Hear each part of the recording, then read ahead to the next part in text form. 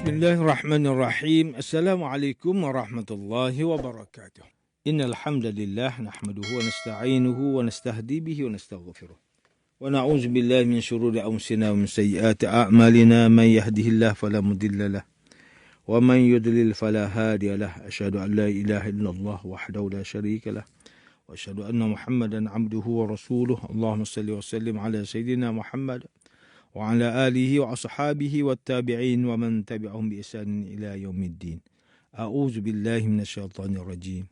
Ya ayyuhalladzina amanu taqullaha haqqa tuqatih wa la tamutunna illa wa antum muslimun. Amma ba'd. Yang berusaha Tuan Haji Ahmad Nazri Muhammad Yusof selaku penerbit rancangan tafsir Al-Quran dan seterusnya sidang pendengar yang dirahmati Allah. Alhamdulillah. Pertamanya, marilah kita bersama-sama merafakkan setinggi kesyukuran kehadrat Allah Subhanahu Wa Taala di atas segala nikmat kurniaan dan rezekinya yang tidak ternilai. Selawat dan salam ke atas junjungan besar Nabi Muhammad sallallahu alaihi wasallam, ahli keluarga baginda dan para sahabatnya yang tercinta. Tuan-tuan, puan-puan, para pendengar yang dimuliakan, pada hari ini kita akan menyambung kembali rancangan tafsir Al-Quran bagi siri ke-35. InsyaAllah pada kali ini kita akan membincangkan mengenai pentafsiran ayat ke-47 hingga 49 surah Yusuf. A'udzu billahi minasyaitonir rajim. Bismillahirrahmanirrahim. Qala tazra'una sab'a sinina da'aban fama hasadtum fazaruhu fi sumbulihi illa qalilan mimma ta'kulun.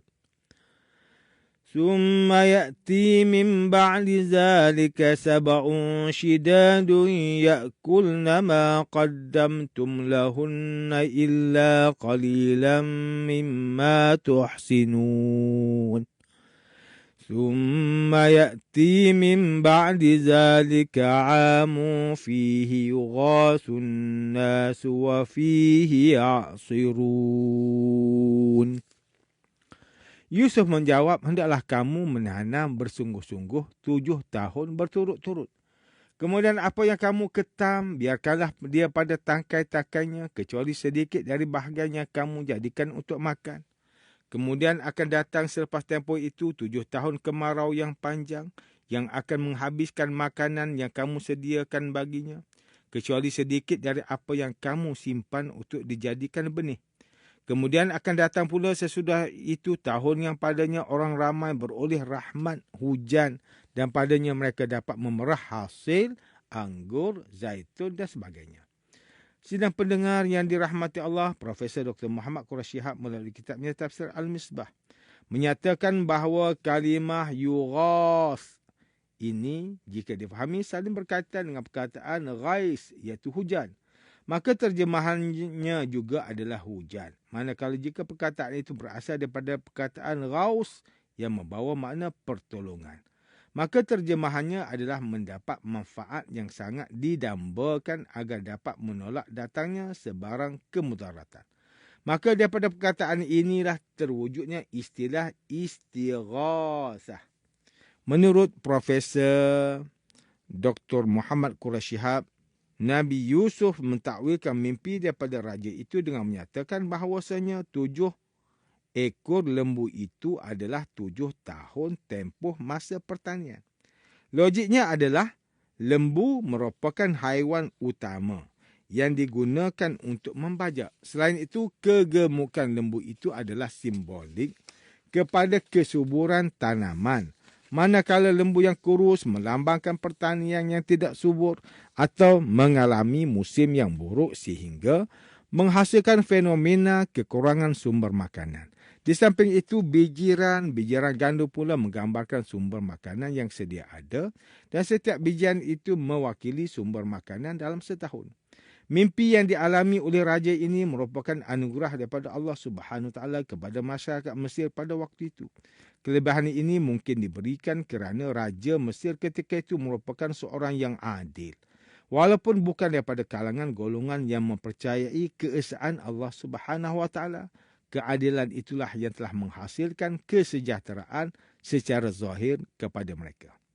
Manakala Al-Qadhi Ustaz Haji Muhammad Sa'id bin Umar melalui kitab Tafsir Nurul Ihsan mentafsirkan ayat ke-47 hingga 49 surah Yusuf ini menyatakan Nabi Yusuf AS mentakwil lembu gemuk itu sebagai tanaman selama 7 tahun yang berbuah elok dan sangat subur. Kemudian tak kala masuk musim menuai hasil, maka tuailah hasil itu sekadar perlu sahaja dan tidak berlebih-lebihan. Seterusnya datang pula keadaan kemarau yang panjang selama 7 tahun hasil daripada takwilan ke atas 7 ekor lembu kurus yang muncul dalam mimpi Raja Mesir itu. Maka gunakanlah simpanan bekalan sumber makanan yang disimpan ketika mengecapi kesuburan tanah dan tanaman pada 7 tahun yang pertama itu.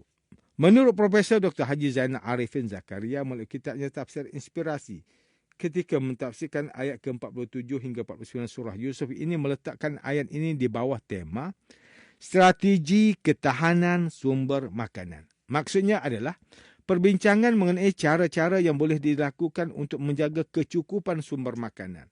Strategi yang pertama adalah daripada ayat ke-47 surah Yusuf, iaitu perlu berhemah serta tidak boros dalam berbelanja. Setiap orang yang beriman seharusnya mampu untuk mengatur perbelanjaannya dengan bijaksana. Jauhi sifat buruk seperti menurut hawa nafsu semata-mata tanpa melihat kepada kemampuan diri. Seperti mana yang disebutkan di dalam peribahasa Melayu yang kita biasa dengar, ukurlah baju di badan sendiri. Seterusnya adalah sentiasa mengamalkan gaya berbelanja dengan baik ketika kaya maupun miskin. Perkara ini penting kerana dapat menjaga kestabilan ekonomi setempat. Sebagai contoh, tak kala tibanya musim kemarau, maka golongan yang sentiasa berhemah dalam berbelanja ini dapat menghulurkan bantuan dan sumbangan kepada mereka yang dilanda dengan kemiskinan. Selain itu, berkongsi rezeki ini sama sekali tidak akan mengurangkan harta kita, bahkan akan bertambah banyak. Pada ayat ke-49 surah Yusuf pula, Allah Subhanahu Wa Taala memberikan cara yang ketiga, iaitu nikmati sahaja kehidupan yang seakan roda ini dan jangan berlebih-lebihan. Kehidupan yang ada atas dan ada bawah, insya-Allah mereka yang menikmati kehidupan seadanya tanpa berlebihan ini akan dapat lebih menikmati kehidupan dengan lebih baik dalam hidupnya. Sesungguhnya Muslim itu adalah orang yang paling bahagia di saat suka maupun duka. Manakala Profesor Dr. Haji Abdul Malik Karim Amrullah ataupun Hamka melalui kitabnya Tafsir Al-Azhar ketika mentafsirkan ayat ke-47 hingga 49 surah Yusuf menyatakan bahawa dalam tempoh 7 tahun tanah di kawasan tersebut akan sentiasa subur, hujan yang mencukupi atau air melimpah daripada sungai Nil yang banjir. Namun kesuburan tanah itu hanya akan dapat memberikan hasil yang melimpah ruah tak kala diselarikan dengan usaha yang gigih membanting tulang 4 kerat. Sejurusnya mendapat hasil yang melimpah ruah itu, Nabi Yusuf AS menganjurkan masyarakat ketika itu untuk hanya menuai hasil gandum sekadar perlu sahaja agar tanaman itu dapat bertahan lebih lama. Kemudian pada ayat ke-48 surah Yusuf, Nabi Yusuf AS mentakwilkan mimpi Raja Mesir itu dengan menyatakan bahawa selepas daripada tempoh 7 tahun yang sangat subur seperti gambaran 7 ekor lembu yang gemuk, maka tibalah tempoh 7 tahun yang penuh dengan kesusahan. Pola penurunan hujan sudah berkurang di hulu sungai sehingga paras air di sungai Nil terus merosok dan berlakunya kemarau yang berpanjangan. Haiwan-haiwan ternakan ketika itu menjadi kurus kerana sumber makanannya daripada tanah seperti rumput sudah mula berkurangan. Kesusahan selama 7 tahun daripada kemarau ini akan memaksa mereka untuk menggunakan sumber sedia ada yang sudah disimpan ketika menjalani tempoh 7 tahun yang sangat subur. Nabi Yusuf berkata, itulah kenapa aku menganjurkan agar kamu semua hanya menuai hasil tanaman sekadar perlu sahaja dan tidak berlebihan sehingga merosakkan tanaman. Sesungguhnya apa yang kamu simpan itulah yang akan menyelamatkan kamu dalam tempoh 7 tahun yang kemarau itu. Seterusnya setelah melalui 7 tahun kemarau yang penuh dengan kesusahan, maka tiba pula 1 tahun yang kembali subur sehingga bumi yang seakan-akan mati itu kembali hidup, subur dan penuh dengan kehijauan. Pada tahun yang ke-15 inilah tanaman seperti gandum kembali subur sehingga masyarakat dapat menghasilkan tepung dan minuman lain dan menatijahkan kepada kehidupan yang kembali subur dan segar. Menurut Ali bin Abu Talhah terdapat satu riwayat yang diterima oleh beliau daripada Ibn Abbas radhiyallahu anhuma. Memerah air susu daripada kambing dan lembu yang gemuk dek kerana bumi yang sudah kembali subur adalah termasuk dalam ayat ke-49 surah Yusuf. Sayyid Qutb dalam Fi Zilalil Quran menyatakan bahawa kesuburan bumi pada tahun yang ke-15 ini tidak termasuk dalam mimpi Raja Mesir kerana mimpi Raja Mesir hanyalah melibatkan 2 kali tempoh 7 tahun iaitu tahun yang subur dan tahun kemarau. Tambahan setahun yang merupakan tahun yang ke-15 ini merupakan ilmu laduni yang dianugerahkan Allah Subhanahu Wa Taala kepada Nabi Yusuf. Sidang pendengar yang dirahmati Allah, demikianlah tafsir bagi ayat ke-47 hingga 49 surah Yusuf. Menurut pentafsiran oleh para ulama, ayat ke-47 hingga 49 surah Yusuf ini menjelaskan mengenai takwilan Nabi Yusuf alaihi salam terhadap mimpi Raja Mesir ketika itu. Jika kita imbas kembali pelajaran sebelum ini pada ayat ke-46 surah Yusuf, kita akan dapat melihat bagaimana Allah Subhanahu Wa Taala mengulangi sebahagian daripada ayat ke-43 surah Yusuf. Hal ini menggambarkan sikap berintegriti yang ada pada rakan Nabi Yusuf dalam menyampaikan persoalan Raja Mesir kepada baginda Nabi Yusuf AS tanpa ada sebarang tokok tambah untuk memperhebatkan berita. Sememangnya dalam situasi yang genting, integriti dan kejujuran dalam penyampaian maklumat adalah sangat penting. Tanpa mengira bentuk, berita sama ada informasi, perkembangan ekonomi atau pemakluman daripada pemerintah kepada rakyat bawahan mestilah disampaikan secara tepat tanpa sebarang tokok tambah. Seterusnya adalah mengenai jawapan daripada takwilan Nabi Yusuf AS ke atas mimpi Raja Mesir. Nabi Yusuf AS merupakan seorang manusia yang mahir menakwil atau mentafsirkan mimpi. Baginda Nabi Yusuf AS menyatakan bahawa negara Mesir ketika itu akan dikurniakan dengan kesegaran dan kesuburan selama 7 tahun dan masyarakat ketika itu dianjurkan untuk menuai hasil tanaman sekadar perlu sahaja serta berjimat cermat dan menghindari sifat boros. Kemudian 7 tahun yang kedua pula merupakan tempoh kemarau yang berpanjangan sehinggakan tanah mulai kering. Tanaman mula mati dan haiwan ternakan kelihatan sangat kurus. Bermula daripada detik itulah masyarakat ketika itu perlu untuk menggunakan simpanannya yang dikumpul ketika menghadapi 7 tahun pertama yang penuh dengan kesuburan. Akhir sekali, Allah Subhanahu Wa Taala kembali memberikan kesuburan kepada negara itu pada tahun yang ke-15 dan bertahan selama setahun. Jika kita ingat kembali pada tahun 2020, iaitu 3 tahun yang lepas, negara kita pernah mengalami kemerosotan ekonomi yang sangat drastik akibat daripada pandemik COVID-19.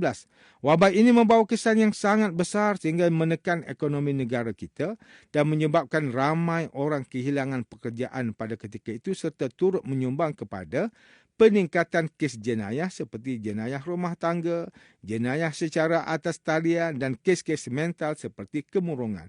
Kesemua ini berpunca daripada tekanan yang sangat kuat lebih-lebih lagi apabila melibatkan kewangan dan komitmen dalam satu-satu kelompok. Sekarang kita sudah berada pada tahun 2023 dan masih dalam fasa pemulihan ekonomi. Justru kita perlu bersyukur ke hadirat Allah Subhanahu Wa Taala kerana dapat menempuhi waktu-waktu sulit itu. Kita juga boleh mengambil pengajaran daripada peristiwa itu dengan berpandukan kepada cara-cara mendepani musibah yang dianjurkan oleh Nabi Yusuf AS seperti berbelanja sekadar perlu dan tidak mengikut hawa nafsu, sentiasa menyimpan untuk hari-hari mendatang dan sentiasa bersedia dalam apa jua keadaan.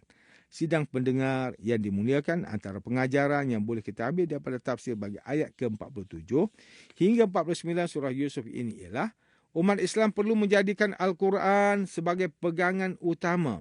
Kisah yang dipaparkan di dalam Al-Quran adalah sebahagian daripada tanda mukjizat yang menceritakan mengenai umat terdahulu bersama rasul-rasul mereka.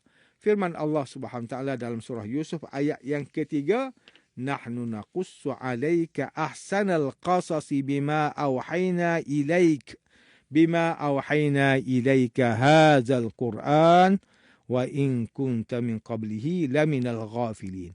Kami menceritakan kepadamu Muhammad kisah yang paling baik dengan mewahyukan Al-Quran ini kepadamu. Dan sesungguhnya engkau sebelum itu termasuk orang yang tidak mengetahui. Kisah-kisah ini merupakan peristiwa yang sudah berlaku dan dinukilkan dalam Al-Quran untuk kita umat masa kini mengambil iktibar serta pengajaran daripadanya. Kita perlu memberikan perhatian kepada pesanan Nabi Yusuf untuk sentiasa menyediakan payung sebelum hujan. Daripada jawapan Nabi Yusuf AS, baginda menegaskan cara berbelanja dengan penuh berhemah. Kemarau, wabak dan peperangan bukanlah situasi yang boleh diramal. Bahkan tak kala menghadapinya, kita perlu bersikap tabah dan cekal agar sentiasa dalam keadaan yang terbaik. Sidang pendengar yang dirahmati Allah, sekian sahaja rancangan tafsir Al-Quran pada hari ini. Semoga kita semua mendapat manfaat daripada perbincangan ilmu ini. InsyaAllah, mudah-mudahan kita akan bertemu lagi pada siri rancangan tafsir Al-Quran yang akan datang. Wabillahi taufiq wal hidayah. Wassalamualaikum warahmatullahi wabarakatuh.